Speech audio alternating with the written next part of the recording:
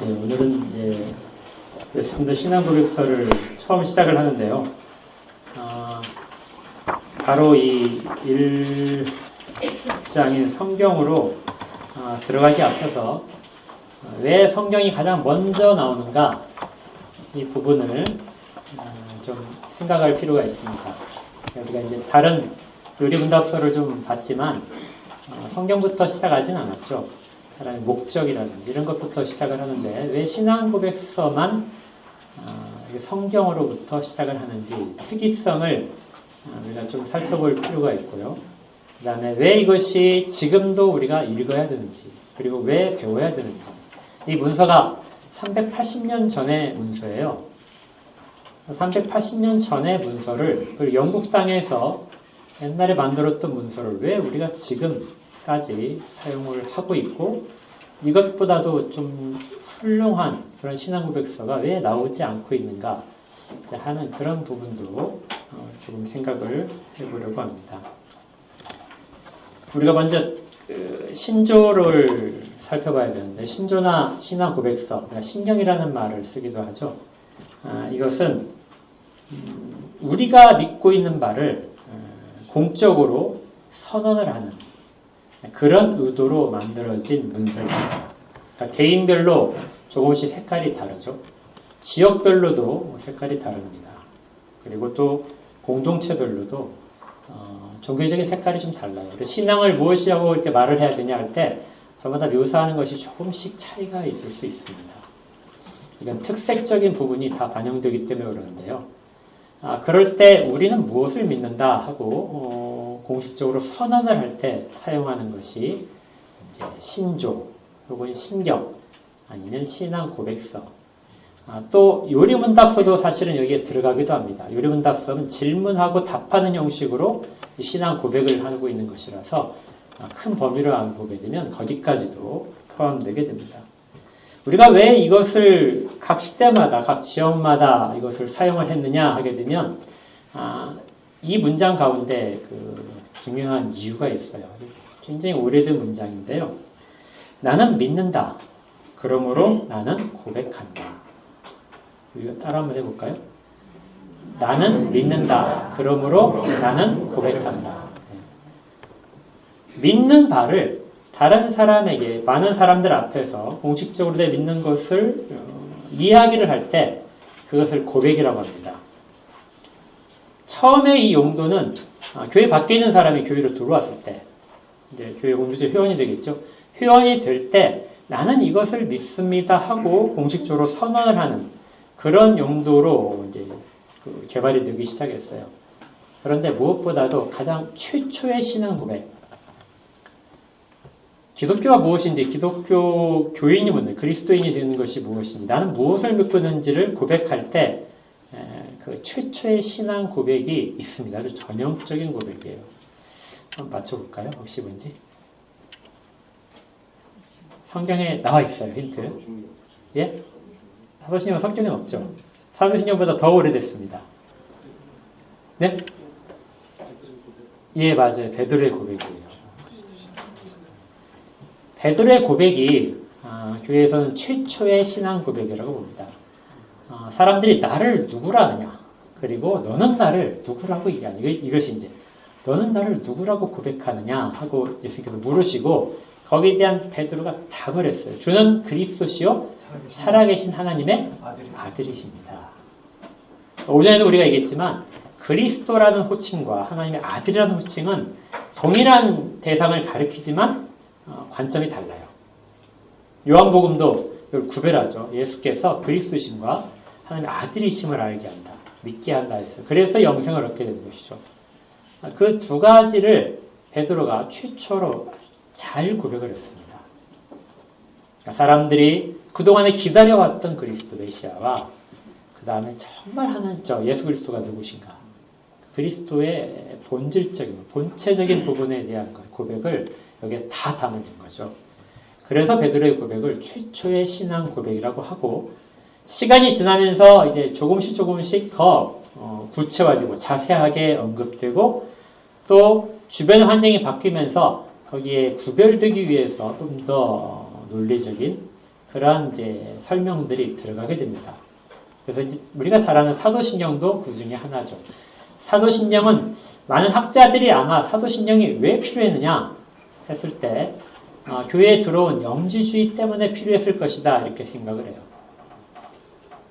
교회에 좀 신비적이고 그 다음에 영과 속을 구별하려고 하는, 마치 예수님이 이 땅 가운데 오신 것이 가짜인 것처럼 그렇게까지 믿는 사람들이 나타났을 때 우리가 믿는 바는 그것이 아니다 하고 차별성을 두기 위해서 작성을 한 것이라고 생각을 합니다. 물론 누가 했는지는 전혀 모르죠. 그리고 이제 아까 우리가 고백했던 니케아 콘스탄티노플 신경 있죠.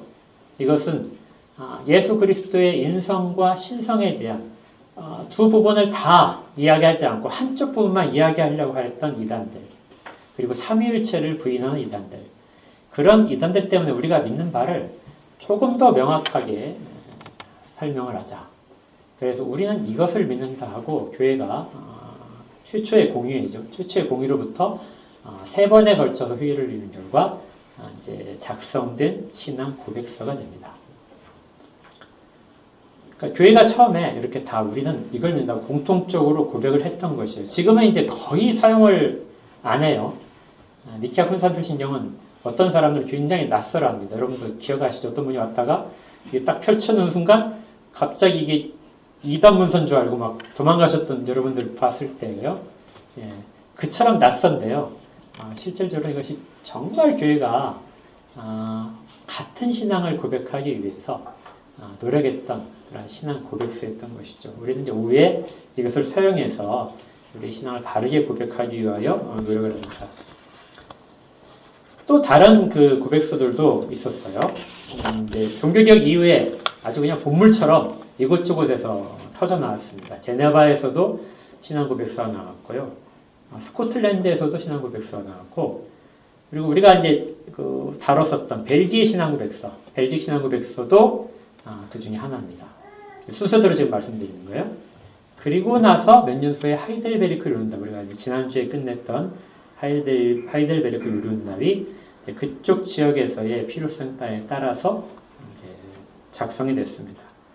그리고 스위스 신앙 고백 1, 스위스 신앙 고백 2 이렇게 되고, 도르트 신경, 이건 안 다뤘죠. 우리가 개국주의 3대 문서 중에 도르트 신경은 다루지 않았는데, 그리고 나서 이제 웨스트민스터 신앙 고백이 1647년에 작성이 됩니다. 종교개혁 이후에 126년인가요? 7, 8년? 그때쯤 지난 다음에 작성된 문서입니다. 이런 것들이 계속 지금도 역시 신앙 고백서는 근래에도 계속해서 만들어지고 나오고 있어요. 그런데 우리는 이제 그 중에서 380년 전에 작성이 된 웨스트민스터 신앙 고백서를 우리의 기본적인 신앙 고백으로 인정을 하고 받고 있는 것입니다. 왜 그러면 우리가 다른 후대에 나온 것들도 많은데 왜 유독 이것을 하느냐? 이게 좀 너무 고리타분하지 않느냐? 요즘 시대에서 웨스트민스터 신앙 고백서는 굉장히 딱딱한 것으로 생각을 많이 하세요. 그리고 어떤 그 교리적인 폄하하는 말로 교조주의라고 이제 얘기하는, 교리를 아주 중요하게 생각하고 그것을 성경과 같은 권위로 생각하는 사람들이 있는데요. 웨스트민스터 신앙 고백서를 우리가 사용을 한다 그러면은 야, 이거 좀 교조주의 아니야? 이렇게까지 생각하는 분들도 있습니다. 지금은 교리를 잘하지 않는 추세이기 때문에 그래요.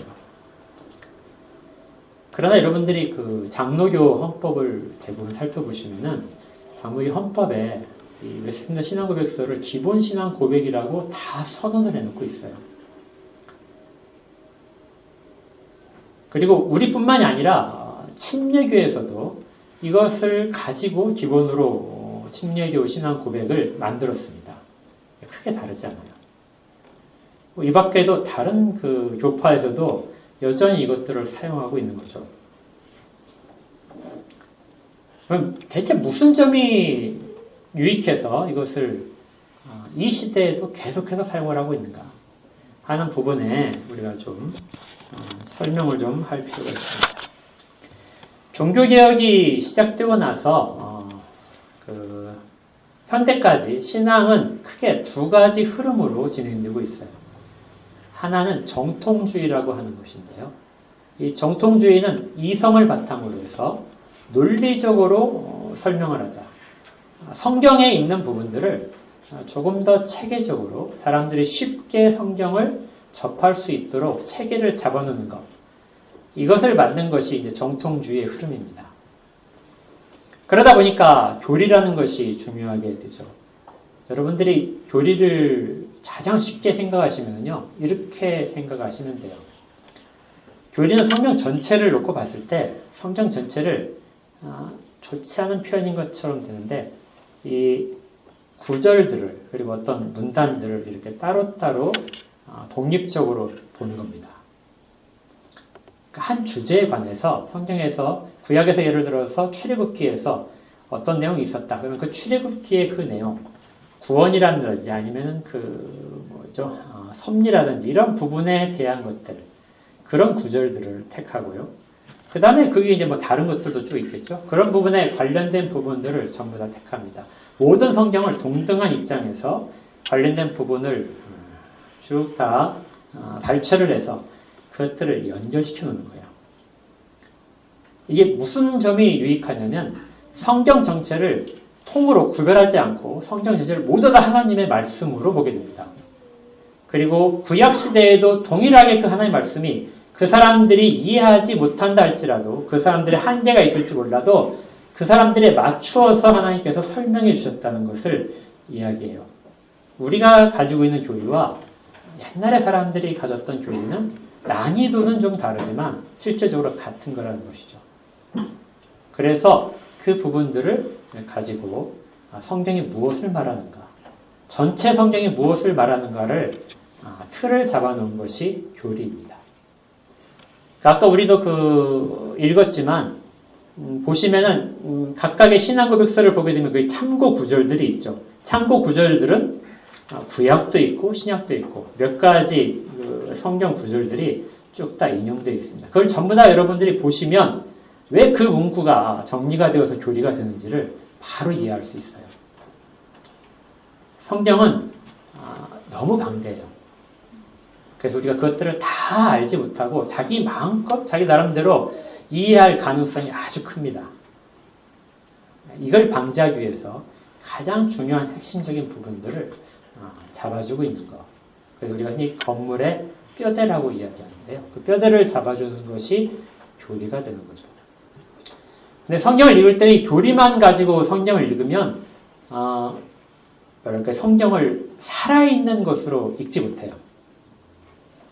성경을 살아있게 읽으시려면 성경이 당시의 사람들에게는 정말 무엇을 이야기했고 시간이 지나면서 그것이 어떤 식으로 바뀌었는지도 우리가 따져봐야 됩니다. 예를 들어 출애굽기에서 섭리가 어떤 식으로 했는지 하나님의 인자가 어떤 식으로 나타났는지 우리가 살펴봤듯이 그리고 시간이 지나면서 인자가 어떻게 점점 사람들 가운데 더 분명하게 계시되는지를 보듯이 그렇게 읽는 방법, 시간을 따라서 쭉 읽는 방법이 이제 성경 신학적으로 읽는 거예요. 그러니까 교리적으로도 읽어야 되고 뼈대를 잡고 그 가운데 살아서 움직일 수 있도록 성경 자체가 말하는 것들을 우리가 생생하게 현장에서 듣는 것처럼 들어야 되는 것이 성경 신학입니다. 성경을 읽는 방법을 두 가지를 다 나오죠. 이렇게 할 때 우리는 정말 지금도 살아서 역사하신 하나님의 말씀으로서 받을 수 있어요. 물론 여기에 성령의 감동이 반드시 있어야 되는 거죠. 그래서 여러분들이 성경을 읽을 때 그렇게 읽으셔야 됩니다. 이걸 열심히 하려고 했던 사람들이 경건주의의 정통주의에 시작했던 분이죠. 칼빈부터 시작해서 종교개혁가들은 거의 다 정통주의에 속해 있다고 보시면 됩니다. 그러다가 이제 추가적으로 나온 것이 사람의 이제 감성 그리고 실제 삶에서의 실천, 우리가 어떻게 하면 좀 더 경건하게 살까 하는 그 실천적인 문제가 이제 대두되면서 나온 것이 경건주의예요.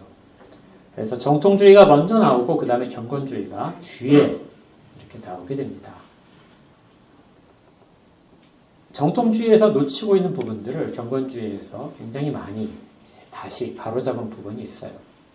현대는 정통주의와 경건주의가 둘 다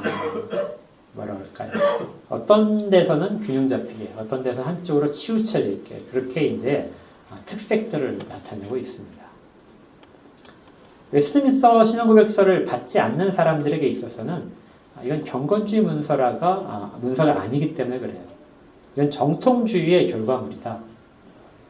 굉장히 이성적이고 논리적으로 다 설명을 해주고 틀을 완전히 잡기 때문에 사람이 생각하는 자유가 제한된다. 그래서 이걸 굉장히 싫어해요. 그래서 자유롭게 우리가 성경을 읽을 수 있고 자유롭게 우리가 판단을 하게 해달라. 이것이 이제 경건주의에 쏠려 있는 사람들의 이야기고 성경에서 말씀하시는 것보다 자기의 감동으로 받는 것을 훨씬 더 중요하게 생각합니다. 그러나 정통주의는 과연 성경에서 무엇을 말씀하시는가? 여기에 초점이 맞춰 있죠.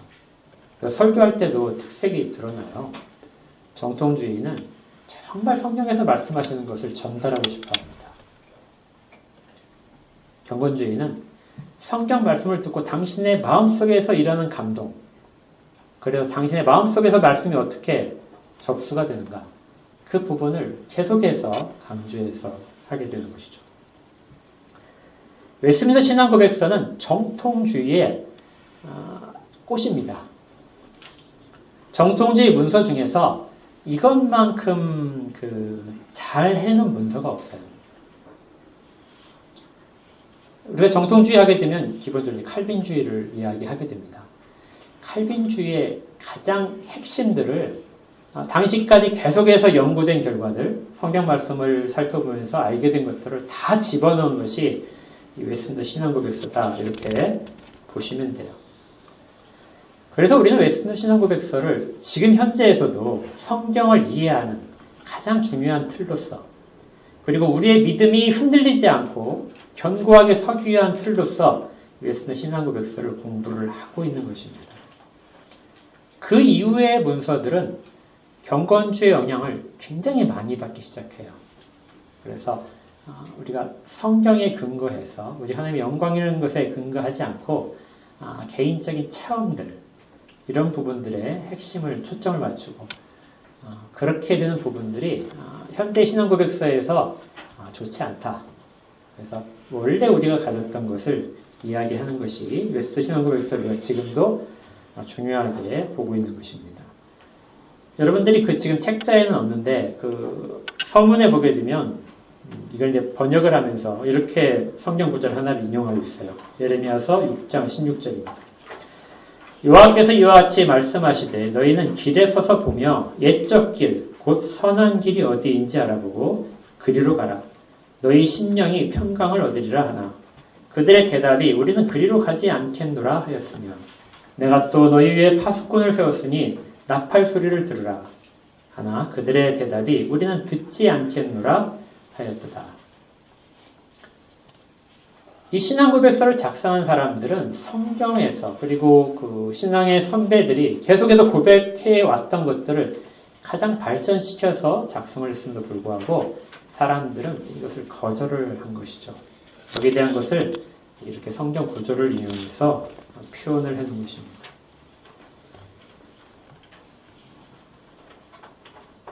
자, 다시 이제 질문으로 돌아가서요.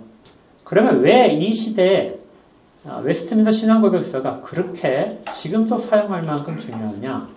우리는 지금 굉장히 이걸 딱딱한 문서로 알고 있어요. 그런데 여러분들이 380년 전 이거 처음에 작성된 시대로 돌아가서 보시면 이 문서는 굉장히 온화한 문서입니다. 우리는 그렇게 받지 않겠지만 당시의 사람들은 이걸 읽어보고 당시의 다른 신앙고백서들과 비교했을 때 이렇게 부드러운 표현을 썼을까? 이렇게 생각했던 그런 문서인 거예요. 웨스트민스터 신앙고백서는 모든 계층의 사람들과 모든 신앙적인 색깔이 다른 사람들을 하나로 통합하려는 목적을 가지고 있었어요. 이것이 이제 우리가 웨스트민스터 신앙고백서를 이 시대에 사용할 때 중요하게 잊지 않아야 됩니다. 우리는 장로교를 바르게 하기 위하여 웨스트민스터 신앙고백서를 바르게 한다. 계속 배워야 된다. 이렇게만 생각하는데요. 그렇지 않고 전체 교회가 공동으로 색깔에 관계없이 공동으로 신앙을 고백한다면 어떻게 고백해야 될까? 그때 그 작업으로 만들어진 문서라고 여러분들이 꼭 생각을 하셔야 됩니다. 이 시대에도 이 문서는 굉장히 중요한 문서가 되는 거예요. 지금은 색깔들이 워낙 다양해졌기 때문에 다 자기 마음대로 하지만 우리가 믿고 고백할 가장 중요한 내용들이 담겨 있는 것이죠. 그럼 왜 이것이 그렇게 폭넓게 담으려고 했는가? 이게 좀 역사적인 것을 좀 생각을 해야 됩니다. 이게 굉장히 복잡한데요. 아주 쉽게 그냥 간략하게 말씀을 드릴게요. 웨스트민스터 고백서가 만들어질 당시에 우리가 지금 영국이라고 부르는 그 국가는 크게는 잉글랜드와 스코틀랜드로 갈라지는 두 개의 국가였어요. 두 개의 국가가 같은 기독교를 믿는 것이죠. 그런데 한쪽은 카톨릭에서 나온 지금 우리 이제 말할 때 성공회라고 얘기하는 영국 국교회를 믿는 곳입니다. 왕이 교회의 머리가 되고 수장이 되고 감독을 세우고 감독 밑에 주교죠. 감독 밑에 이제 그 전체적으로 계급화된. 그래서 성공회를 뭘로 표시를 하냐면 제일 좋냐면요. 성공회는 귀를 막고 눈을 뜨면 카톨릭이다. 귀를 막고 뭘 막이하는지 전혀 관심 없이 눈에 보이는 대로만 평가를 하면 카톨릭이에요. 그런데 반대로 눈을 감고 귀를 열고 무엇을 말하는지를 들으면 이것은 칼빈주의다. 장로교가 크게 장로교는 다르죠. 개혁주의 교회와 개신교와 같다. 그러니까 중간 단계에 머물러 있습니다. 영국군, 잉글랜드는 그런 국교회를 믿고 있었어요. 근데 스코틀랜드는 그것보다 훨씬 전에 완전히 종교개혁을 이루어가지고 장로교를 믿고 있었습니다. 장로교가 그냥 영국에서 스코틀랜드에서 발생한 것이 아니라 칼빈이 종교개혁을 시작한 처음 단계, 그 다음에 그 칼빈과 같은 시대에 조금 앞서서 쯔빙글리라는 사람이 있었는데 그들이 종교개혁을 일으켰을 때 기본적으로 교회가 가져야 될 형태, 성경에서 기본적으로 교회는 어떤 형식으로 유지가 되느냐, 질서를 따져봤을 때 그때 이야기한 것이 장로교입니다. 그것을 이제 스코틀랜드로 가져왔는데 스코틀랜드에서 그것을 전적으로 받아들여서 장로교를 국교로 만들었어요. 그러니까 두 가지가 이제 당시에 같이 있는 것이죠. 영국 국교회와 이제 장로교. 처음에 왕이 달랐어요. 그런데 당시 왕의 혈통이 아주 귀했습니다. 그래서 영국의 이제 엘리자베스 여왕이라고 그 여왕이 후사가 없이 죽었어요. 그럼 이제 다음 왕을 세워야 되는데 아무리 찾아봐도 가까운 친척이 왕이 계승서열 1위가 어디에 있냐면 스코틀랜드 현재 왕인 거예요.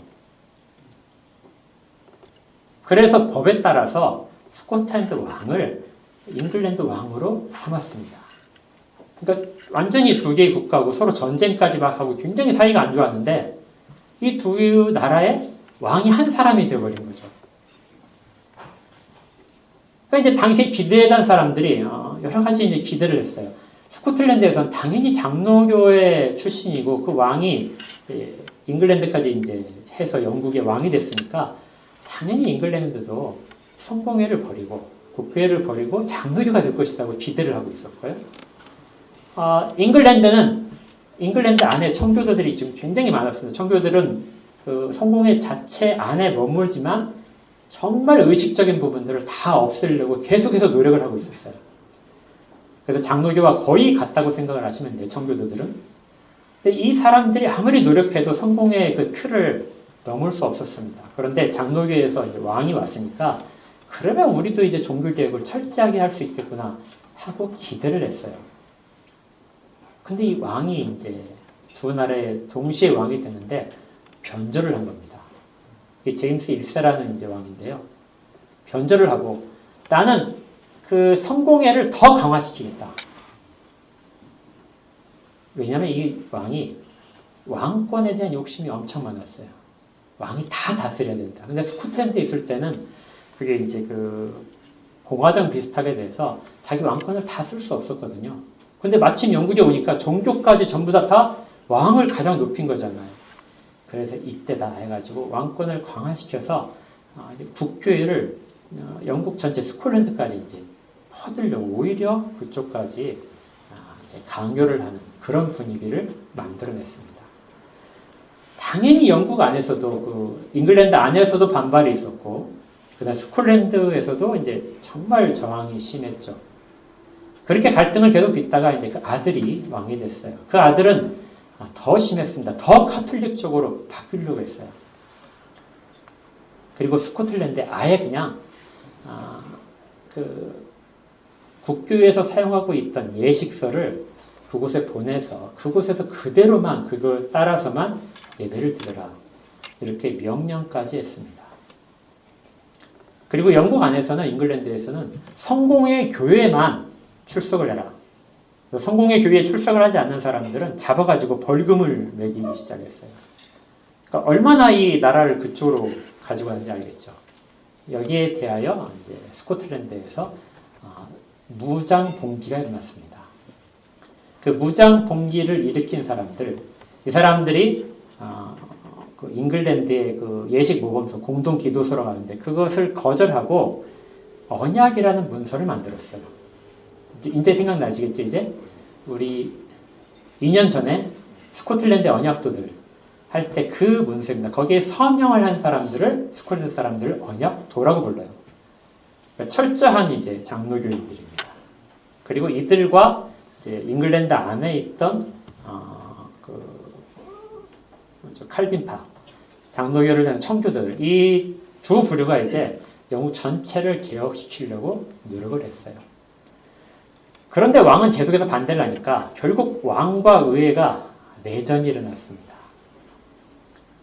그리고 그 내전에서 이제 결과적으로 의회파가 승리를 거뒀어요. 그리고 의회파의 중심이 청교도였거든요.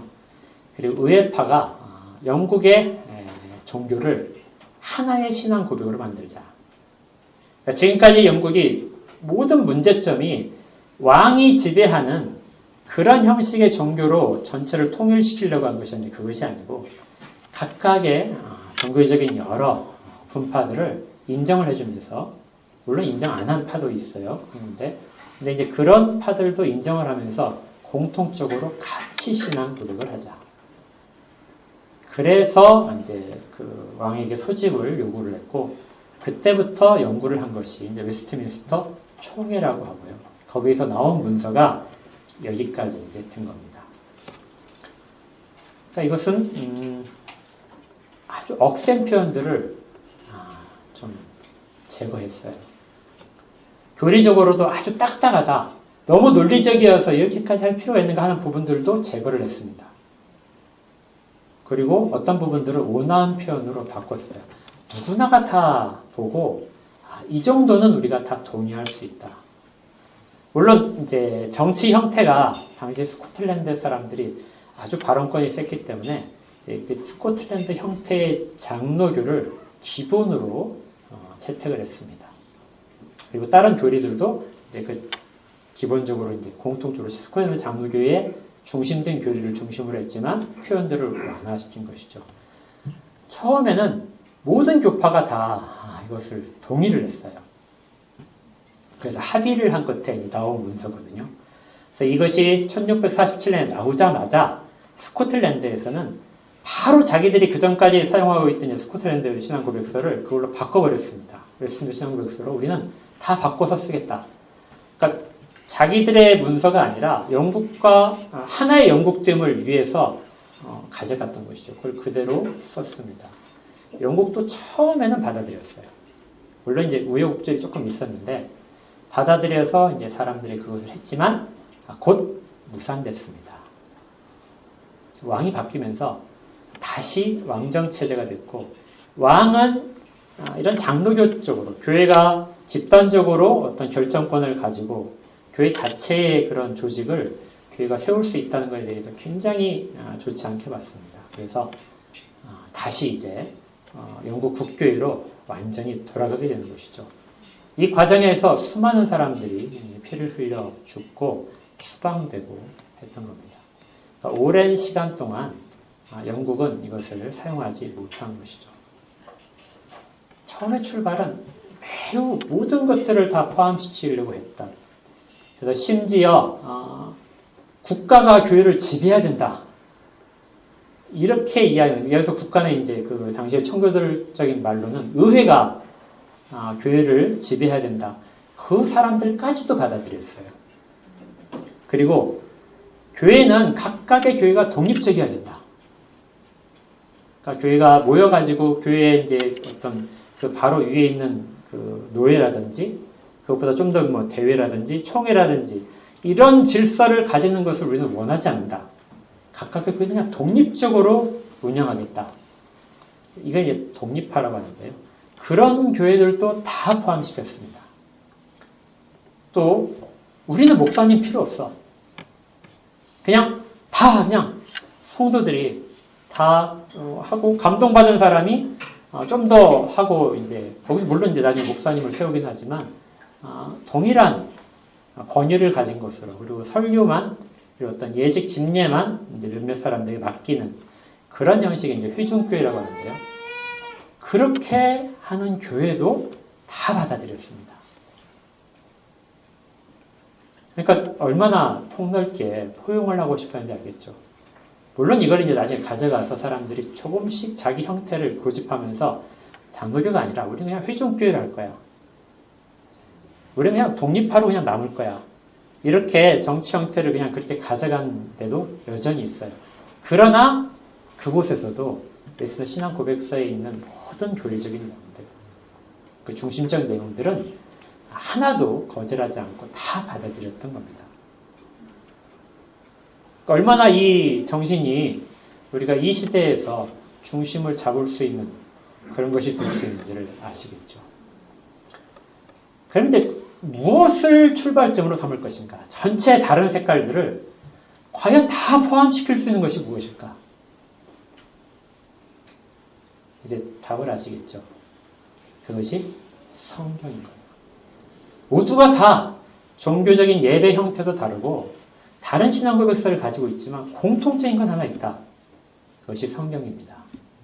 성경에서부터 출발하자. 그래서 다른 이제 신앙 고백서와 다르게 가장 처음에 성경이 나옵니다. 우리의 현실적인 그 어떤 어려움들, 현실적인 상황이 아니라 근본적으로 거기서부터 출발을 해야 우리는 다름 속에서 일치할 수 있는 부분을 언제나 가질 수 있다.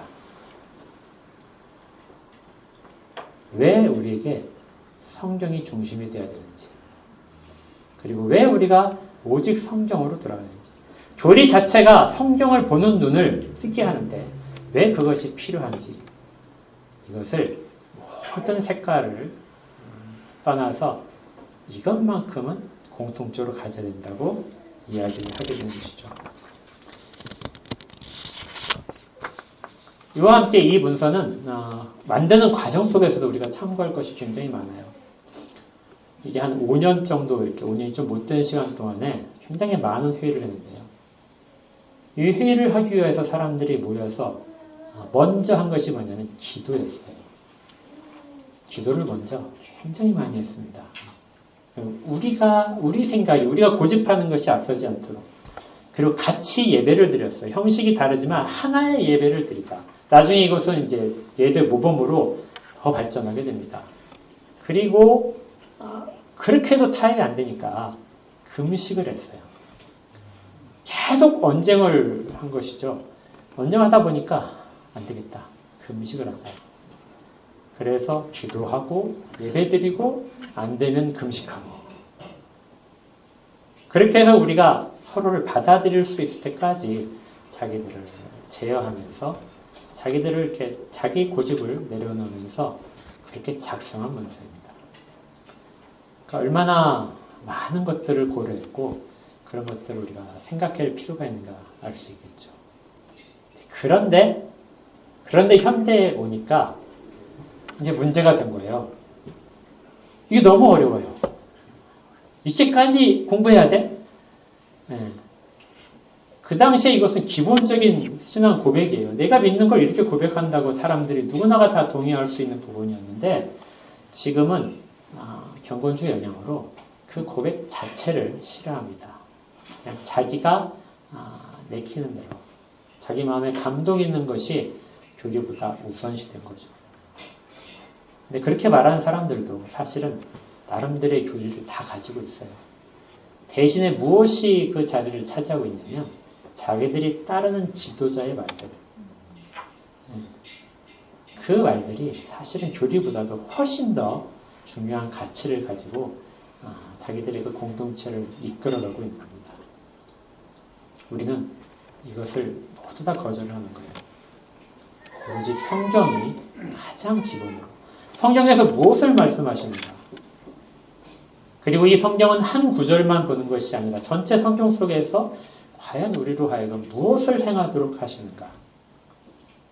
이것이 웨스트민스터 신앙고백서를 우리가 공부하면서 발견해야 될 중요한 부분들입니다.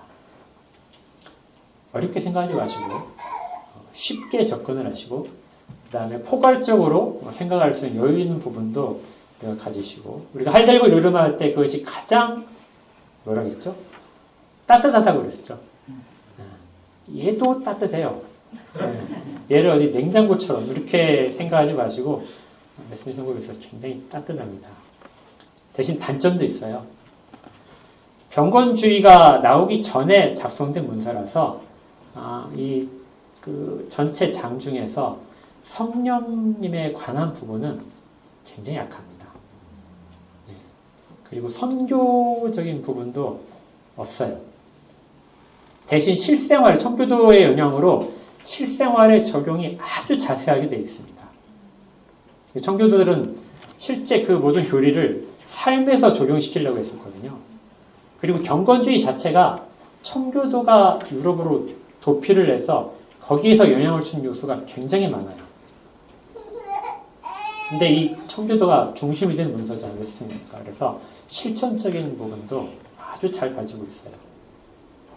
이제 단점은 일부분이 있고 그것도 우리가 신앙 고백서 외에 이제 다른 분야에서 우리가 그분들은 이제 좀 더 자세하게 이제 교리를 이해를 해야 됩니다. 충분히 이제 우리가 다른 문서들을 통해서 그리고 다른 것들을 통해서 그때 이제 보완을 할 수 있어요.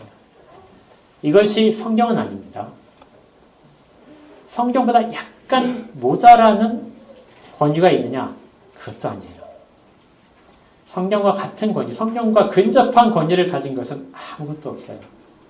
다만 성경을 읽을 수 있도록, 성경 속의 하나님의 뜻을 제대로 발견할 수 있도록, 우리가 가야 할 방향을 바로 잡을 수 있도록 도와주는 그런 역할만을 합니다. 그러나 그것도 그 역사 속에서 굉장히 큰 인생 속에서 만들어낸 것이라는 것을 기억하시면서 우리가 앞으로 이것을 이제 공부를 하게 될 거예요. 모든 교파를 초월해서 오직 성경에 우리의 모든 근거를 두는 것. 우리가 이것은 언제나 잊지 않아야 될 바입니다. 함께 기도하겠습니다.